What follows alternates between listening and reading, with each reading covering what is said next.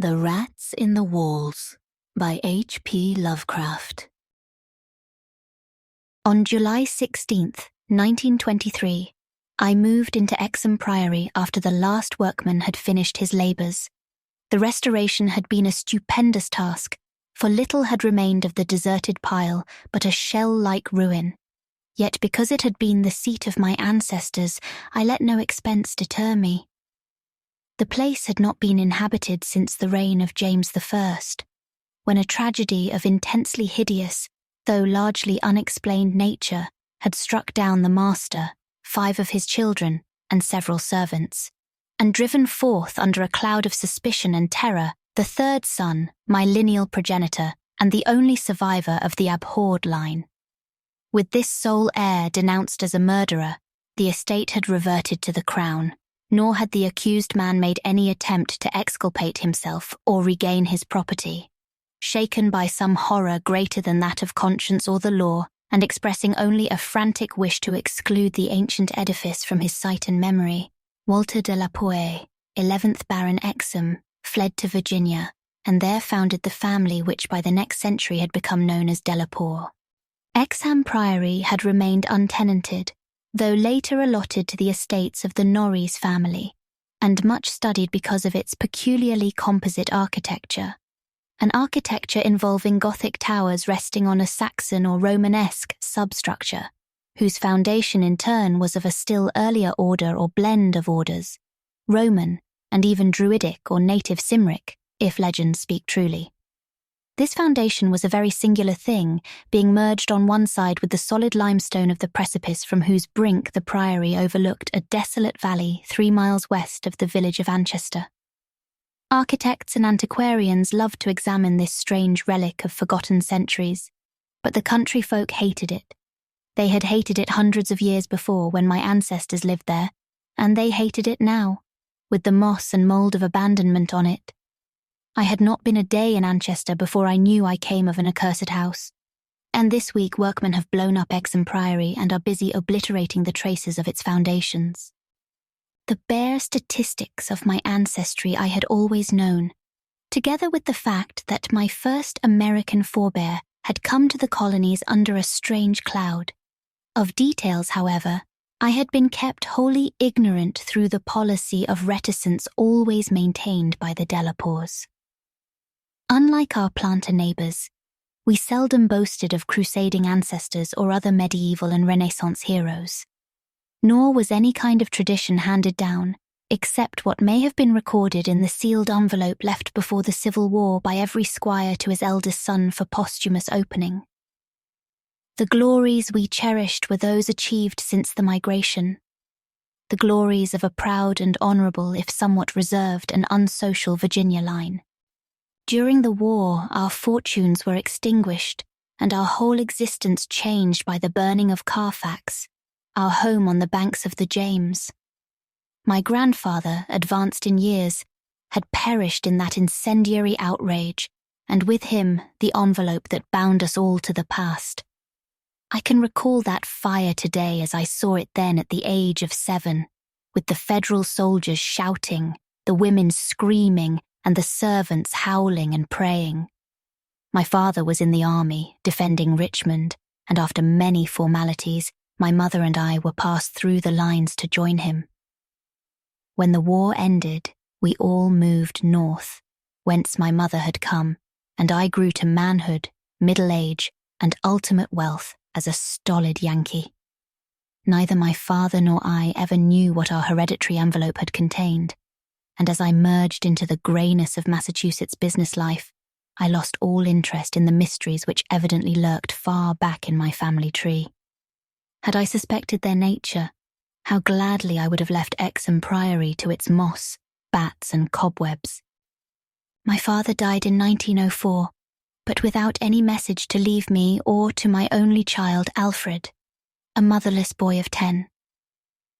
It was this boy who reversed the order of family information, for although I could give him only jesting conjectures about the past, he wrote me of some very interesting ancestral legends when the late war took him to England in 1917 as an aviation officer.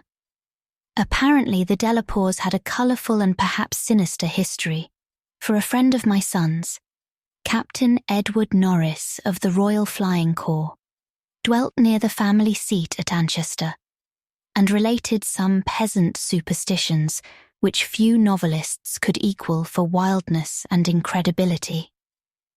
Norris himself, of course, did not take them seriously, but they amused my son and made good material for his letters to me.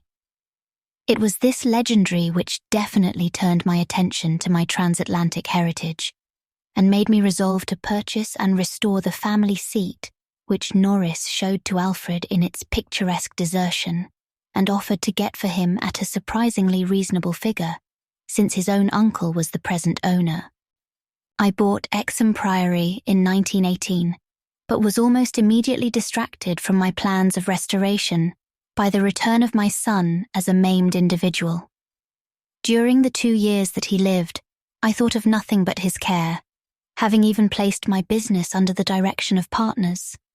In 1921, as I found myself bereaved and aimless, a retired manufacturer no longer young, I resolved to divert my remaining years with my new possession. Visiting Ancestral in December, I was entertained by Captain Norris, a plump, amiable young man who had thought much of my son, and secured his assistance in gathering plans and anecdotes to guide in the coming restoration. Exham Priory itself I saw without emotion, a jumble of tottering medieval ruins covered with lichens and honeycombed with rooks' nests, perched perilously upon a precipice and denuded of floors or other interior features save the stone walls of the separate towers. As I gradually recovered the image of the edifice as it had been when my ancestor left it over 3 centuries before, I began to hire workmen for the reconstruction. In every case, I was forced to go outside the immediate locality, for the Ancestral villagers had an almost unbelievable fear and hatred of the place. This sentiment was so great that it was sometimes communicated to the outside labourers, causing numerous desertions, whilst its scope appeared to include both the priory and its ancient family. My son had told me that he was somewhat avoided during his visits because he was a Delapour, and I now found myself subtly ostracised for a like reason until I convinced the peasants how little I knew of my heritage. Even then, they sullenly disliked me, so that I had to collect most of the village traditions through the mediation of Norris. What the people could not forgive, perhaps, was that I had come to restore a symbol so abhorrent to them, for rationally or not, they viewed Exham Priory as nothing less than a haunt of fiends and werewolves. Piecing together the tales which Norris collected for me, and supplementing them with the accounts of several savants who had studied the ruins, I deduced that Exham Priory stood on the site of a prehistoric temple, a druidical or anti-druidical thing which must have been contemporary with Stonehenge. That indescribable rites had been celebrated there, few doubted, and there were unpleasant tales of the transference of these rites into the Sibylle worship which the Romans had introduced. Inscriptions still visible in the sub-cellar bore such unmistakable letters as Divi, Opis Magna Mat, sign of the Magna Mater whose dark worship was once vainly forbidden to Roman citizens. Ancestral had been the camp of the 3rd Augustan Legion, as many remains attest, and it was said that the temple of Sibylle was splendid and thronged with worshippers who performed nameless ceremonies at the bidding of a Phrygian priest.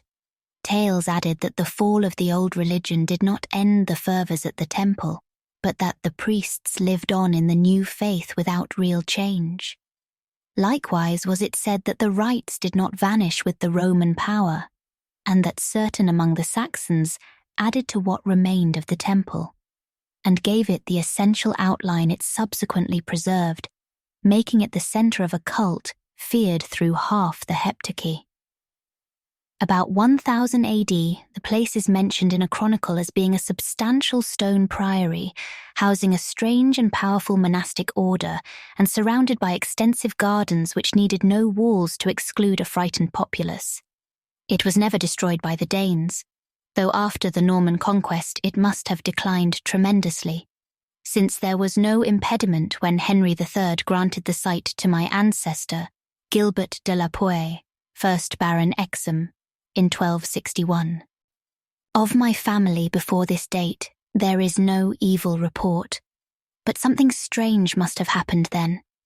In one chronicle, there is a reference to a de la Poe as cursed of God in 1307, whilst village legendary had nothing but evil and frantic fear to tell of the castle that went up on the foundations of the old temple and priory. The fireside tales were of the most grisly description, all the ghastlier because of their frightened reticence and cloudy evasiveness. They represented my ancestors as a race of hereditary demons beside whom Gilles de Retz and the Marquis de Sade would seem the veriest tyros, and hinted whisperingly at their responsibility for the occasional disappearance of villagers through several generations. The worst characters, apparently, were the barons and their direct heirs. At least, most was whispered about these. If of healthier inclinations, it was said, an heir would early and mysteriously die to make way for another more typical scion. There seemed to be an inner cult in the family, presided over by the head of the house, and sometimes closed except to a few members. Temperament, rather than ancestry, was evidently the basis of this cult, for it was entered by several who married into the family. Lady Margaret Trevor from Cornwall, wife of Godfrey, the second son of the 5th Baron, became a favourite bane of children all over the countryside, and the demon heroine of a particularly horrible old ballad not yet extinct near the Welsh border. Preserved in balladry too, though not illustrating the same point, is the hideous tale of Lady Mary de la Poe, who shortly after her marriage to the Earl of Shrewsfield was killed by him and his mother, both of the slayers being absolved and blessed by the priest to whom they confessed what they dared not repeat to the world. These myths and ballads, typical as they were of crude superstition, repelled me greatly. Their persistence and their application to so long a line of my ancestors were especially annoying, whilst the imputations of monstrous habits proved unpleasantly reminiscent of the one known scandal of my immediate forebears, the case of my cousin, young Randolph Delapour of Carfax, who went among the natives and became a voodoo priest after he returned from the Mexican War. I was much less disturbed by the vaguer tales of wails and howlings in the barren, windswept valley beneath the limestone cliff, of the graveyard stenches after the spring rains, of the floundering, squealing white thing on which Sir John Clave's horse had trod one night in a lonely field, and of the servant who had gone mad at what he saw in the priory in the full light of day. These things were hackneyed spectral lore, and I was at that time a pronounced sceptic. The accounts of vanished peasants were less to be dismissed, though not especially significant in view of medieval custom. Prying curiosity meant death, and more than one severed head had been publicly shown on the bastions, now effaced, around Exham Priory. A few of the tales were exceedingly picturesque, and made me wish I had learnt more of comparative mythology in my youth. There was, for instance, the belief that a legion of bat-winged devils kept witches' Sabbath each night at the priory, a legion whose sustenance might explain the disproportionate abundance of coarse vegetables harvested in the vast gardens. And, most vivid of all, there was the dramatic epic of the rats, the scampering army of obscene vermin which had burst forth from the castle 3 months after the tragedy that doomed it to desertion. The lean, filthy, ravenous army which had swept all before it and devoured fowl, cats, dogs, hogs, sheep, and even 2 hapless human beings before its fury was spent. Around that unforgettable rodent army, a whole separate cycle of myths revolves, for it scattered among the village homes and brought curses and horrors in its train.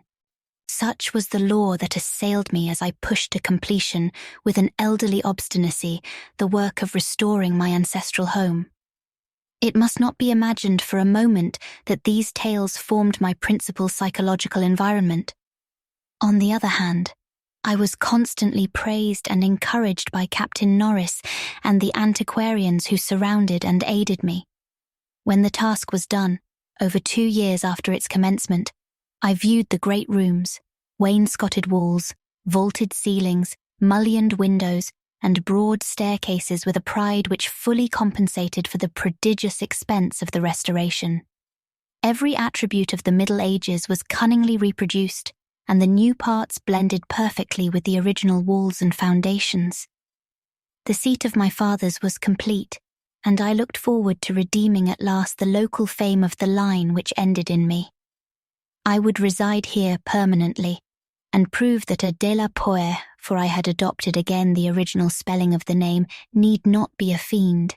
My comfort was perhaps augmented by the fact that, although Exham Priory was medievally fitted, its interior was in truth wholly new and free from old vermin and old ghosts alike. As I have said, I moved in on July 16th, 1923. My household consisted of 7 servants and 9 cats, of which latter species I am particularly fond. My eldest cat, Black Tom, was 7 years old and had come with me from my home in Bolton, Massachusetts. The others I had accumulated whilst living with Captain Norris's family during the restoration of the priory. For 5 days our routine proceeded with the utmost placidity, my time being spent mostly in the codification of old family data. I had now obtained some very circumstantial accounts of the final tragedy and flight of Walter de la Poer, which I conceived to be the probable contents of the hereditary paper lost in the fire at Carfax. It appeared that my ancestor was accused with much reason of having killed all the other members of his household, except 4 servant confederates in their sleep, about 2 weeks after a shocking discovery which changed his whole demeanour, but which, except by implication, he disclosed to no one save perhaps the servants who assisted him, and afterward fled beyond reach. This deliberate slaughter, which included a father, 3 brothers and 2 sisters, was largely condoned by the villagers, and so slackly treated by the law that its perpetrator escaped honoured, unharmed and undisguised to Virginia, the general whispered sentiment being that he had purged the land of an immemorial curse. What discovery had prompted an act so terrible, I could scarcely even conjecture. Walter de la Poer must have known for years the sinister tales about his family, so that this material could have given him no fresh impulse. Had he then witnessed some appalling ancient rite, or stumbled upon some frightful and revealing symbol in the priory or its vicinity? He was reputed to have been a shy, gentle youth in England. In Virginia he seemed not so much hard or bitter as harassed and apprehensive. He was spoken of in the diary of another gentleman adventurer, Francis Harley of Bellevue, as a man of unexampled justice, honour and delicacy. On July 22nd occurred the first incident which, though lightly dismissed at the time, takes on a preternatural significance in relation to later events. It was so simple as to be almost negligible and could not possibly have been noticed under the circumstances, for it must be recalled that since I was in a building practically fresh and new except for the walls, and surrounded by a well-balanced staff of servitors, apprehension would have been absurd despite the locality. What I afterward remembered is merely this, that my old black cat, whose moods I know so well, was undoubtedly alert and anxious to an extent wholly out of keeping with his natural character. He roved from room to room, restless and disturbed, and sniffed constantly about the walls which formed part of the old Gothic structure. I realise how trite this sounds, like the inevitable dog in the ghost story, which always growls before his master sees the sheeted figure, yet I cannot consistently suppress it. The following day, a servant complained of restlessness among all the cats in the house. He came to me in my study, a lofty west room on the 2nd story, with groined arches, black oak panelling, and a triple Gothic window overlooking the limestone cliff and desolate valley. And even as he spoke, I saw the jetty form of Black Tom creeping along the west wall and scratching at the new panels which overlaid the ancient stone. I told the man that there must be some singular odour or emanation from the old stonework, imperceptible to human senses, but affecting the delicate organs of cats even through the new woodwork. This I truly believed, and when the fellow suggested the presence of mice or rats, I mentioned that there had been no rats there for 300 years, and that even the field mice of the surrounding country could hardly be found in these high walls, where they had never been known to stray. That afternoon I called on Captain Norris, and he assured me that it would be quite incredible for field mice to infest the priory in such a sudden and unprecedented fashion. That night, dispensing as usual with a valet, I retired in the West Tower chamber which I had chosen as my own, reached from the study by a stone staircase and short gallery, the former partly ancient, the latter entirely restored. This room was circular, very high, and without wainscoting, being hung with arras, which I had myself chosen in London. Seeing that Black Tom was with me, I shut the heavy Gothic door and retired by the light of the electric bulbs which so cleverly counterfeited candles, finally switching off the light and sinking on the carved and canopied four-poster, with the venerable cat in his accustomed place across my feet. I did not draw the curtains, but gazed out at the narrow north window which I faced. There was a suspicion of aurora in the sky, and the delicate traceries of the window were pleasantly silhouetted. At some time I must have fallen quietly asleep, for I recall a distinct sense of leaving strange dreams when the cat started violently from his placid position. I saw him in the faint auroral glow, head strained forward, 4 feet on my ankles, and hind feet stretched behind. He was looking intensely at a point on the wall somewhat west of the window, a point which to my eye had nothing to mark it, but toward which all my attention was now directed. And as I watched, I knew that Black Tom was not vainly excited. Whether the arras actually moved, I cannot say. I think it did very slightly, but what I can swear to is that behind it I heard a low, distinct scurrying as of rats or mice.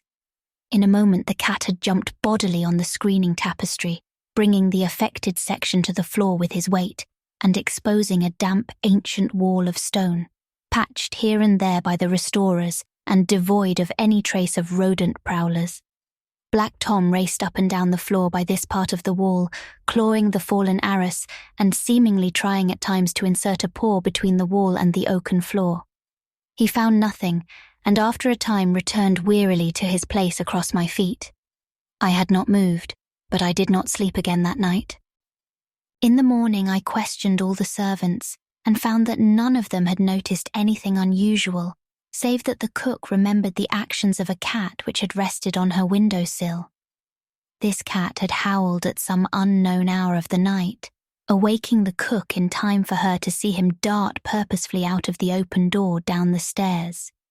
I drowsed away the noontime, and in the afternoon called again on Captain Norris, who became exceedingly interested in what I told him. The odd incidents, so slight yet so curious, appealed to his sense of the picturesque and elicited from him a number of reminiscences of local ghostly lore. We were genuinely perplexed at the presence of rats, and Norris lent me some traps and Paris green, which I had the servants place in strategic localities when I returned. I retired early, being very sleepy, but was harassed by dreams of the most horrible sort. I seemed to be looking down from an immense height upon a twilit grotto, knee-deep with filth, where a white-bearded demon swineherd drove about with his staff a flock of fungus, flabby beasts whose appearance filled me with unutterable loathing. Then, as the swineherd paused and nodded over his task, a mighty swarm of rats rained down on the stinking abyss and fell to devouring beasts and man alike. From this terrific vision, I was abruptly awaked by the motions of Black Tom, who had been sleeping as usual across my feet. This time I did not have to question the source of his snarls and hisses, and of the fear which made him sink his claws into my ankle, unconscious of their effect. For on every side of the chamber the walls were alive with nauseous sound, the verminous slithering of ravenous, gigantic rats. There was now no aurora to show the state of the arras, the fallen section of which had been replaced, but I was not too frightened to switch on the light. As the bulbs leapt into radiance, I saw a hideous shaking all over the tapestry, causing the somewhat peculiar designs to execute a singular dance of death. This motion disappeared almost at once, and the sound with it. Springing out of bed, I poked at the arras with the long handle of a warming pan that rested near, and lifted one section to see what lay beneath. There was nothing but the patched stone wall, and even the cat had lost his tense realization of abnormal presences. When I examined the circular trap that had been placed in the room, I found all of the openings sprung, though no trace remained of what had been caught and had escaped.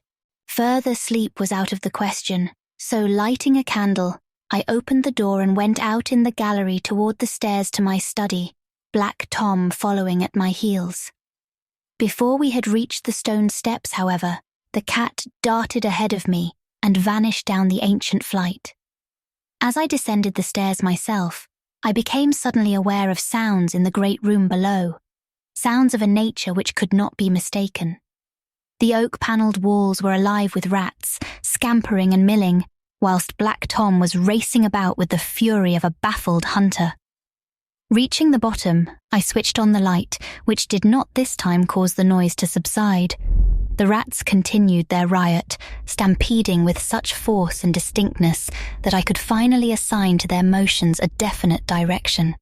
These creatures, in numbers apparently inexhaustible, were engaged in one stupendous migration from inconceivable heights to some depth conceivably or inconceivably below. I now heard steps in the corridor, and in another moment, 2 servants pushed open the massive door. They were searching the house for some unknown source of disturbance which had thrown all the cats into a snarling panic and caused them to plunge precipitately down several flights of stairs and squat, yowling, before the closed door to the sub-cellar. I asked them if they had heard the rats, but they replied in the negative, and when I turned to call their attention to the sounds in the panels, I realized that the noise had ceased. With the 2 men, I went down to the door of the sub-cellar, but found the cats already dispersed. Later, I resolved to explore the crypt below, but for the present, I merely made a round of the traps. All were sprung, yet all were tenantless. Satisfying myself that no one had heard the rats save the felines and me, I sat in my study till morning, thinking profoundly and recalling every scrap of legend I had unearthed concerning the building I inhabited. I slept some in the forenoon, leaning back in the one comfortable library chair which my medieval plan of furnishing could not banish. Later, I telephoned to Captain Norris, who came over and helped me explore the sub-cellar. Absolutely nothing untoward was found, although we could not repress a thrill at the knowledge that this vault was built by Roman hands. Every low arch and massive pillar was Roman, not the debased Romanesque of the bungling Saxons, but the severe and harmonious classicism of the age of the Caesars. Indeed, the walls abounded with inscriptions familiar to the antiquarians who had repeatedly explored the place, things like pegete, prop, temp, dona, and el prec, ves, pontifi, atis. The reference to Attis made me shiver, for I had read Catullus and knew something of the hideous rites of the Eastern god, whose worship was so mixed with that of Sibyl. Norris and I, by the light of lanterns, tried to interpret the odd and nearly effaced designs on certain irregularly rectangular blocks of stone generally held to be altars, but could make nothing of them. We remembered that one pattern, a sort of rayed sun, was held by students to imply a non-Roman origin, suggesting that these altars had merely been adopted by the Roman priests from some older and perhaps native temple on the same site. On one of these blocks were some brown stains which made me wonder. The largest, in the centre of the room, had certain features on the upper surface which indicated its connection with fire, probably burnt offerings. Such were the sights in that crypt before whose door the cats had howled, and where Norris and I now determined to pass the night. Couches were brought down by the servants, who were told not to mind any nocturnal actions of the cats, and Black Tom was admitted as much for help as for companionship. We decided to keep the great oak door, a modern replica with slits for ventilation, tightly closed, and with this attended to, we retired with lanterns still burning to await whatever might occur. The vault was very deep in the foundations of the priory and undoubtedly far down on the face of the beetling limestone cliff overlooking the waste valley. That it had been the goal of the scuffling and unexplainable rats I could not doubt, though why, I could not tell. As we lay there expectantly, I found my vigil occasionally mixed with half-formed dreams, from which the uneasy motions of the cat across my feet would rouse me. These dreams were not wholesome, but horribly like the one I had had the night before. I saw again the twilit grotto and the swineherd with his unmentionable fungus beasts wallowing in filth, and as I looked at these things they seemed nearer and more distinct, so distinct that I could almost observe their features. Then I did observe the flabby features of one of them, and awaked with such a scream that Black Tom started up, whilst Captain Norris, who had not slept, laughed considerably. Norris might have laughed more, or perhaps less, had he known what it was that made me scream. But I did not remember myself till later. Ultimate horror often paralyzes memory in a merciful way. Norris waked me when the phenomena began. Out of the same frightful dream I was called by his gentle shaking and his urging to listen to the cats. Indeed, there was much to listen to, for beyond the closed door at the head of the stone steps was a veritable nightmare of feline yelling and clawing, whilst Black Tom, unmindful of his kindred outside, was running excitedly around the bare stone walls, in which I heard the same babble of scurrying rats that had troubled me the night before. An acute terror now rose within me, for here were anomalies which nothing normal could well explain. These rats, if not the creatures of a madness which I shared with the cats alone, must be burrowing and sliding in Roman walls I had thought to be of solid limestone blocks, unless perhaps the action of water through more than 17 centuries had eaten winding tunnels which rodent bodies had worn clear and ample. But even so, the spectral horror was no less. For if these were living vermin, why did not Norris hear their disgusting commotion? Why did he urge me to watch Black Tom and listen to the cats outside? And why did he guess wildly and vaguely at what could have aroused them? By the time I had managed to tell him, as rationally as I could, what I thought I was hearing, my ears gave me the last fading impression of the scurrying, which had retreated still downward, far underneath this deepest of sub-cellars, till it seemed as if the whole cliff below were riddled with questing rats. Norris was not as sceptical as I had anticipated, but instead seemed profoundly moved. He motioned to me to notice that the cats at the door had ceased their clamour, as if giving up the rats for lost, whilst Black Tom had a burst of renewed restlessness and was clawing frantically around the bottom of the large stone altar in the centre of the room, which was nearer Norris's couch than mine. My fear of the unknown was at this point very great. Something astounding had occurred, and I saw that Captain Norris, a younger, stouter, and presumably more naturally materialistic man, was affected fully as much as myself, perhaps because of his lifelong and intimate familiarity with local legend. We could for the moment do nothing but watch the old black cat as he pawed with decreasing fervour at the base of the altar, occasionally looking up and mewing to me in that persuasive manner which he used when he wished me to perform some favour for him. Norris now took a lantern close to the altar and examined the place where Black Tom was pawing, silently kneeling and scraping away the lichens of centuries which joined the massive pre-Roman block to the tessellated floor. He did not find anything, and was about to abandon his effort when I noticed a trivial circumstance which made me shudder, even though it implied nothing more than I had already imagined. I told him of it, and we both looked at its almost imperceptible manifestation with the fixedness of fascinated discovery and acknowledgement. It was only this, that the flame of the lantern set down near the altar was slightly but certainly flickering from a draught of air which it had not before received, and which came indubitably from the crevice between floor and altar, where Norris was scraping away the lichens. We spent the rest of the night in the brilliantly lighted study, nervously discussing what we should do next. the discovery that some vault deeper than the deepest known masonry of the Romans underlay this accursed pile. Some vault unsuspected by the curious antiquarians of 3 centuries would have been sufficient to excite us without any background of the sinister. As it was, the fascination became twofold, and we paused in doubt whether to abandon our search and quit the priory forever in superstitious caution, or to gratify our sense of adventure and brave whatever horrors might await us in the unknown depths. By morning we had compromised and decided to go to London to gather a group of archaeologists and scientific men fit to cope with the mystery. It should be mentioned that before leaving the sub-cellar we had vainly tried to move the central altar, which we now recognized as the gate to a new pit of nameless fear. What secret would open the gate? Wiser men than we would have to find. During many days in London, Captain Norris and I presented our facts, conjectures, and legendary anecdotes to 5 eminent authorities, all men who could be trusted to respect any family disclosures which future explorations might develop.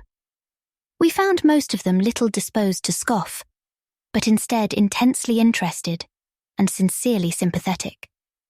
It is hardly necessary to name them all, but I may say that they included Sir William Brinton, whose excavations in the Trode excited most of the world in their day.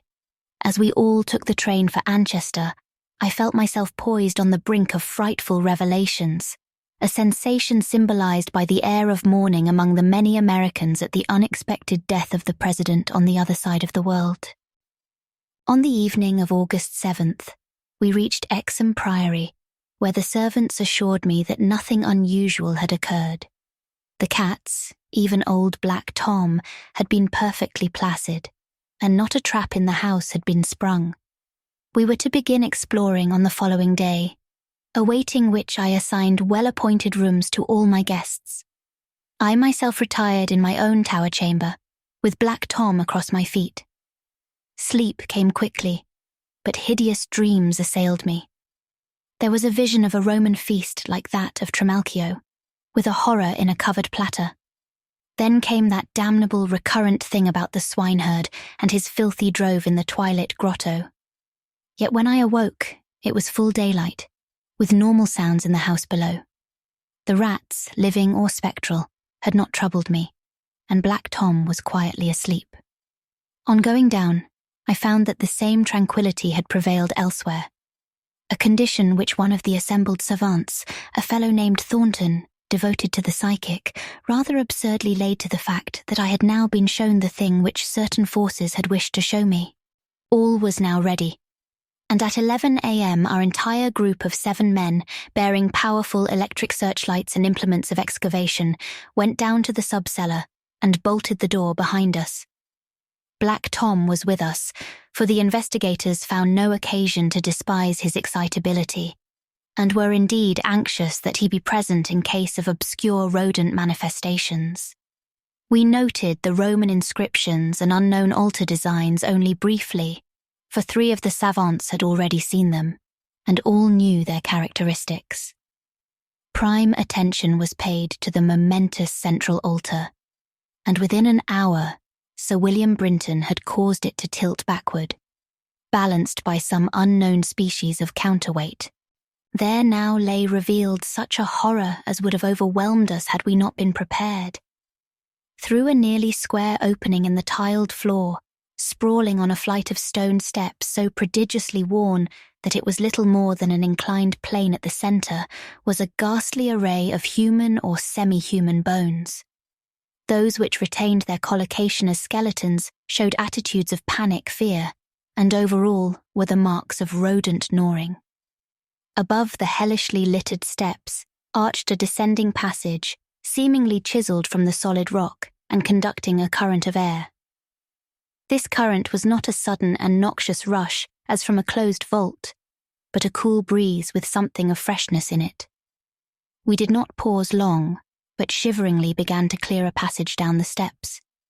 It was then that Sir William, examining the hewn walls, made the odd observation that the passage, according to the direction of the strokes, must have been chiselled from beneath. I must be very deliberate now and choose my words.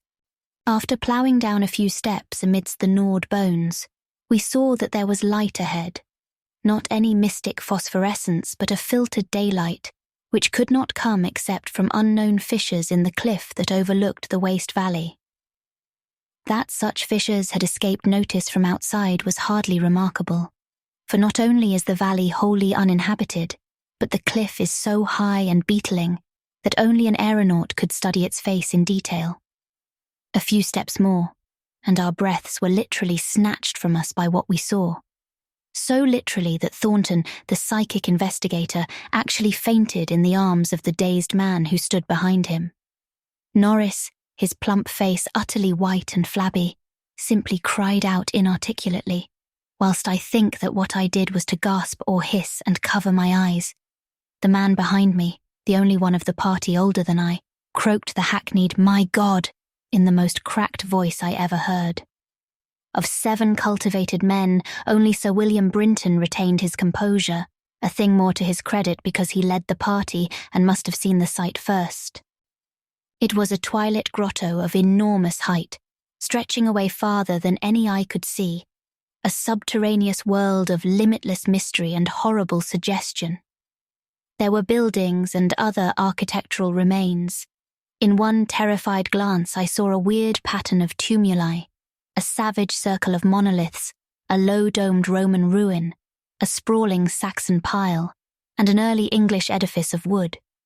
But all these were dwarfed by the ghoulish spectacle presented by the general surface of the ground. For yards about the steps extended an insane tangle of human bones, or bones at least as human as those on the steps. Like a foamy sea they stretched, some fallen apart, but others wholly or partly articulated as skeletons. These latter invariably in postures of demoniac frenzy, either fighting off some menace or clutching other forms with cannibal intent. When Dr. Trask, the anthropologist, stooped to classify the skulls, he found a degraded mixture which utterly baffled him. They were mostly lower than the Piltdown man in the scale of evolution, but in every case definitely human. Many were of higher grade, and a very few were the skulls of supremely and sensitively developed types. All the bones were gnawed, mostly by rats, but somewhat by others of the half-human drove. Mixed with them were many tiny bones of rats, fallen members of the lethal army which closed the ancient epic. I wonder that any man among us lived and kept his sanity through that hideous day of discovery. Not Hoffman or Heisman's could conceive a scene more wildly incredible, more frenetically repellent, or more gothically grotesque than the twilit grotto through which we 7 staggered, each stumbling on revelation after revelation, and trying to keep for the nonce from thinking of the events which must have taken place there 300 years, or 1,000, or 2,000, or 10,000 years ago. It was the antechamber of hell, and poor Thornton fainted again when Trask told him that some of the skeleton things must have descended as quadrupeds through the last 20 or more generations. Horror piled on horror as we began to interpret the architectural remains. The quadruped things, with their occasional recruits from the biped class, had been kept in stone pens, out of which they must have broken in their last delirium of hunger or rat fear.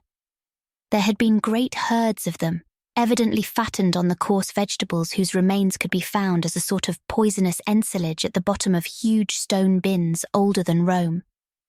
I knew now why my ancestors had had such excessive gardens. Would to heaven I could forget. The purpose of the herds I did not have to ask.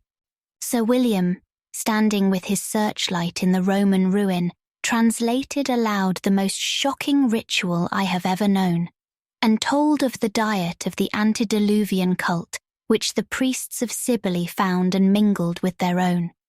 Norris, used as he was to the trenches, could not walk straight when he came out of the English building. It was a butcher shop and kitchen. He had expected that, but it was too much to see familiar English implements in such a place, and to read familiar English graffiti there, some as recent as 1610. I could not go in that building whose demon activities were stopped only by the dagger of my ancestor Walter de la Puey. What I did venture to enter was the low Saxon building, whose oaken door had fallen, and there I found a terrible row of 10 stone cells with rusty bars. 3 had tenants, all skeletons of high grade, and on the bony forefinger of one I found a seal ring with my own coat of arms. Sir William found a vault with far older cells below the Roman chapel, but these cells were empty. Below them was a low crypt with cases of formally arranged bones, some of them bearing terrible parallel inscriptions carved in Latin, Greek, and the tongue of Phrygia. Meanwhile, Dr. Trask had opened one of the prehistoric tumuli and brought to light skulls which were slightly more human than a gorilla's, and which bore indescribable ideographic carvings. Through all this horror, my cat stalked unperturbed. Once I saw him monstrously perched atop a mountain of bones and wondered at the secrets that might lie behind his yellow eyes. Having grasped to some slight degree the frightful revelations of this twilit area, an area so hideously foreshadowed by my recurrent dream, we turned to that apparently boundless depth of midnight cavern where no ray of light from the cliff could penetrate. We shall never know what sightless Stygian worlds yawn beyond the little distance we went, for it was decided that such secrets are not good for mankind. But there was plenty to engross us close at hand, for we had not gone far before the searchlights showed that accursed infinity of pits in which the rats had feasted, and whose sudden lack of replenishment had driven the ravenous rodent army first to turn on the living herds of starving things, and then to burst forth from the priory in that historic fervour of devastation which the peasants will never forget. God! Those carrion black pits of sword-picked bones and opened skulls. Those nightmare chasms choked with the pithecanthropoid, Celtic, Roman and English bones of countless unhallowed centuries. Some of them were full, and none can say how deep they had once been.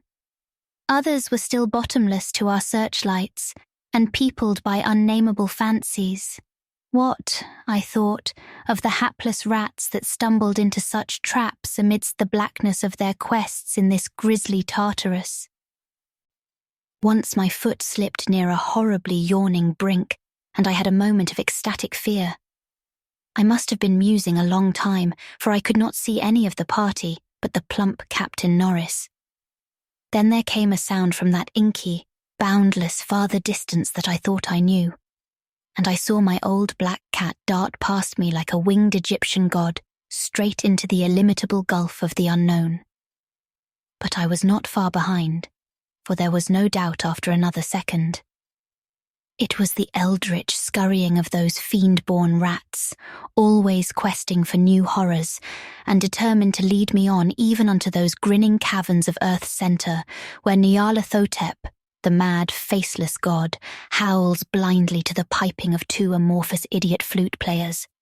My searchlight expired, but still I ran. I heard voices and yowls and echoes, but above all there gently rose that impious, insidious scurrying, gently rising, as a stiff, bloated corpse gently rises above an oily river that flows under endless onyx bridges to a black, putrid sea. Something bumped into me, something soft and plump. It must have been the rats, the viscous, gelatinous, ravenous army that feast on the dead and the living. Why shouldn't rats eat a delapoer as a delapoer eats forbidden things? The war ate my boy, damn them all. And the Yanks ate Carfax with flames and burnt Grandsire Delapour and the secret. No, I tell you I am not that demon swineherd in the twilit grotto. It was not Edward Norris' fat face on that flabby fungus thing. Who says I am a Delapoer? He lived, but my boy died. Shall a Norris hold the lands of a Delapoer? It's voodoo, I tell you, that spotted snake. Curse you, Thornton. I'll teach you to faint at what my family do. Splud, thou stinkard. I'll learn ye how to gust. Will ye swink in me thilka wise?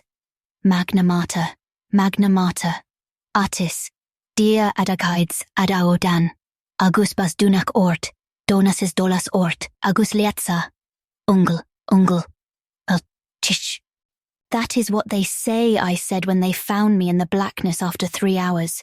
Found me crouching in the blackness over the plump, half-eaten body of Captain Norris with my own cat leaping and tearing at my throat. Now they have blown up Exham Priory, taken my Black Tom away from me, and shut me into this barred room at Hanwell with fearful whispers about my heredity and experiences. Thornton is in the next room, but they prevent me from talking to him. They are trying too to suppress most of the facts concerning the Priory. When I speak of poor Norris, they accuse me of a hideous thing, but they must know that I did not do it. They must know it was the rats, the slithering, scurrying rats whose scampering will never let me sleep.